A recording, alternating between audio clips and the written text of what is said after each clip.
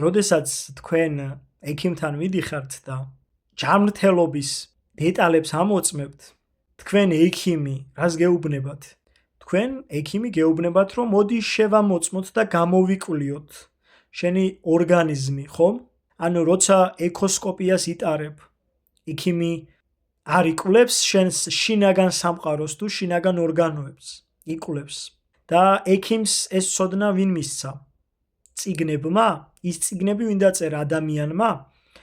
იმ ადამიანს ეს ცოდნა ვინ მისცა? მისმა წინამორბედმა ადამიანებმა, ანუ ექიმებმა? იმ ექიმს ვინ მისცა ეს ცოდნა? კიდევ მისმა წინაპრებმა? ეს ყველაფერი ხომ სათავესთან მიდის. ან ნოემდე, ან ადამამდე. და ადამს ვინ მისცა ცოდნა? ღმერთმა? კი. შესაბამისად, ყველა ადამიანს ცოდნას აძლევს ან კეთილი მხარე, ან ბოროტი მხარე. ატომური ბომბი ვინ შექმნა? ადამიანმა?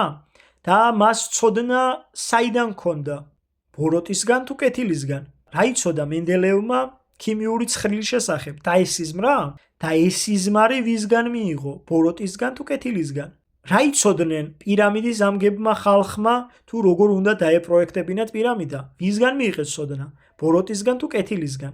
როცა ესა თუ ის ადამიანი ხედავს მომავალს, ვისგან იღებს ცოდნას? ბოროტისგან თუ კეთილისგან?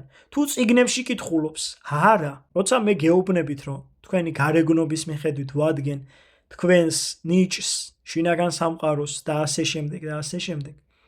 მე ღმერთი კი არა ვარ, მე იმ ექიმს ვგავარ, თქვენ რომ მიდიხართ გამოკვლევებზე და ეკოსკოპიის აპარატით თუ სხვა აპარატით გიმოწმებთ ჯანმრთელობის ხარისხს. ის ექიმები თქვენ ან რენტგენზე გამოწმებენ, ან სხვა დანადგარზე გამოწმებენ.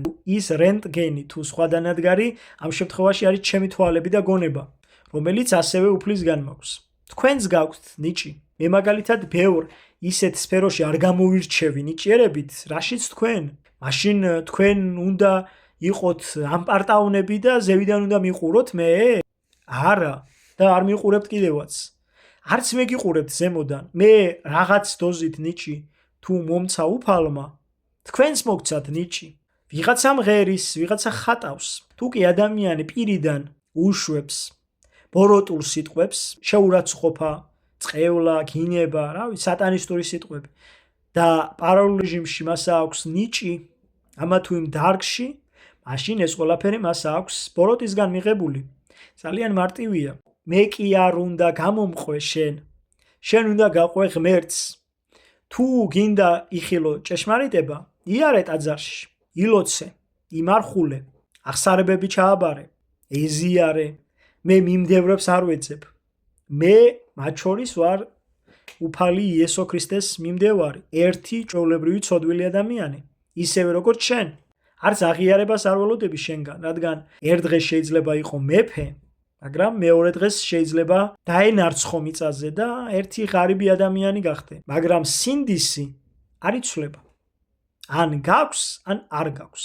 ვიდეოს ბოლოს კი გეტყვი, რომ 1000-ობით არა, 10,000-ობით ადამიანს გავეცი პასუხი კითხვაზე, თუ რომელი გენეტიკური კოდების მატარებელია. მე ვიცი ეს ძალა საიდანაც მივიღე. მე არ მჭირდება გვირგვინი, არც შენი ტაში არ მჭირდება. მე ერთი ჩვეულებრივი ადამიანი ვარ. შენნაირი არ დაუჯერო ადამიანს, რომელიც პირიდან ბოროტ სიტყვებს ყრის.